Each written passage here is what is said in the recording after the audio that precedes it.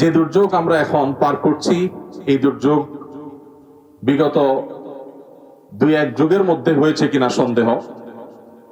বিশেষ করে 22-এর যে বন্যা ছিল, সিলেটের সর্বগ্রাসী বন্যা, চলমান যে বন্যা পরিস্থিতি, সেটি সেই বন্যার ভয়াবহতাকেও ছাড়িয়ে গেছে।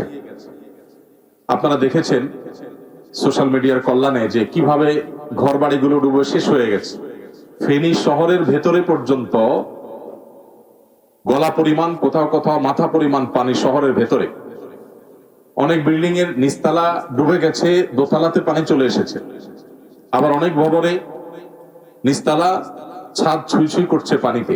এটা ফেনী শহরের কোন কোন জায়গায় হয়েছে। আর সেখানে নিচু এলাকা যেগুলো, সেগুলোর অবস্থা কতটা ভয়াবহ হতে পারে সেটা কল্পনার অতীত।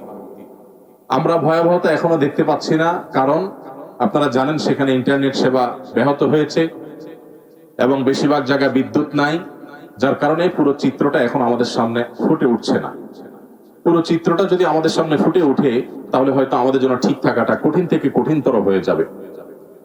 আমরা আমাদের যে পরিশ্রম সাধ্য কাজগুলো আছে, কাজগুলোর ফাঁকে ফাঁকে আল্লাহ রাব্বুল আলামিনের কাছে অন্তঃস্থল থেকে একবার নিষ্ঠার সাথে, আমার আপন ভাই, আমার বাবা, আমার মা, তারা যদি আজকে বিপদে পড়তেন, আমি যেরকম ব্যাকুল থাকতাম, আমি যেরকম অস্থির থাকতাম, আমার যে মনোবেদনা হতো, ঠিক সেই মানসিকতা নিয়ে আমরা আমাদের রবের কাছে অন্তঃস্থল থেকে দোয়া নিবেদন করবো ইনশাআল্লাহ। ইমানদারের সাথে অন্য ধর্মাবলম্বীদের পার্থক্যের জায়গাটা হলো, আমরা দুইভাবে চেষ্টা করতে পারি।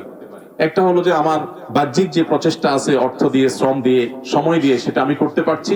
আরেকটা হলো আরশের মালিকের কাছে দুহাত প্রসারিত করে আমি প্রার্থনা করছি। আমার মূল শক্তির জায়গা সেটি।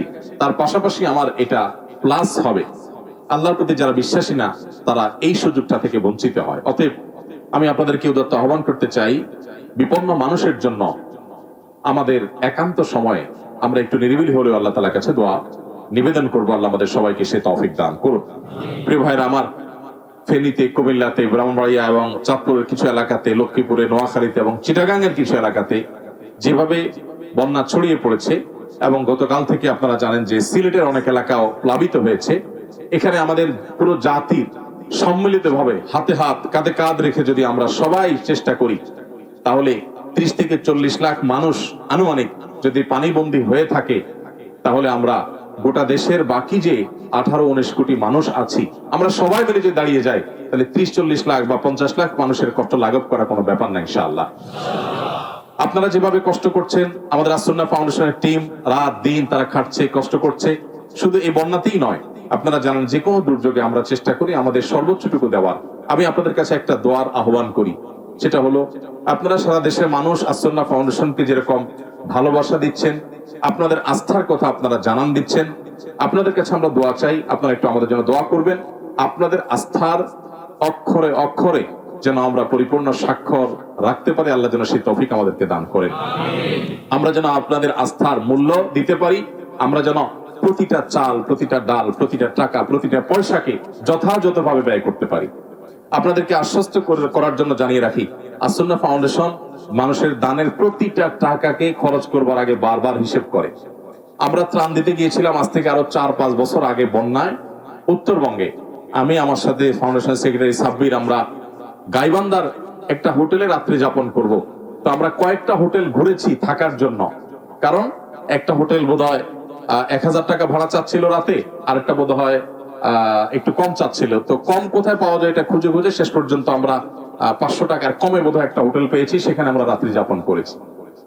এই কথা বলার উদ্দেশ্য হলো যে আমরা ফাউন্ডেশনের টাকার প্রতিটা টাকাকে হিসেব করে খরচ করার চেষ্টা করি। ফাউন্ডেশনের টাকা, মানুষের দানের টাকা যেন অপচয় না হয়, অপাত্রে খরচ না হয়, বিলাসিতা যেন না হয়, সে চেষ্টা করি। আমার নিজের গাড়িতে তেল কখন ঢুকলো, কখন শেষ হলো, এই হিসেব নিয়ে আমার মাথা ব্যথা থাকে না। কিন্তু ফাউন্ডেশনের কোথাও যদি অতিরিক্ত তেল খরচ হয়, সেটা নিয়ে আমাদের সবার খুব সিরিয়াসনেস থাকে, কারণ এটা অনেক বড় আমানত। আমাদের সকল প্রচেষ্টা থাকা সত্ত্বেও প্রকৃত অর্থে আল্লাহ যদি তৌফিক দেন, তখনই শুধুমাত্র এটাকে যথাযথভাবে করা সম্ভব হবে। আমি আপনাদের কাছে আবারও আহ্বান করি, আমাদের জন্য দোয়া করবেন। আস-সুন্নাহ ফাউন্ডেশন যেন এদেশের সর্বস্তরের আপামর সাধারণ মানুষের ভরসার জায়গায় পরিণত হয়, এবং এই ভরসাটা যেন আমরা ধরে রাখতে পারি। এই সমাজকে যেন আমরা আমাদের সাধ্যের সবটুকুন দিয়ে তাদের আস্থার বদলা এবং মূল্য দিতে পারি, সেই তৌফিক যেন আল্লাহ আমাদেরকে দান করে।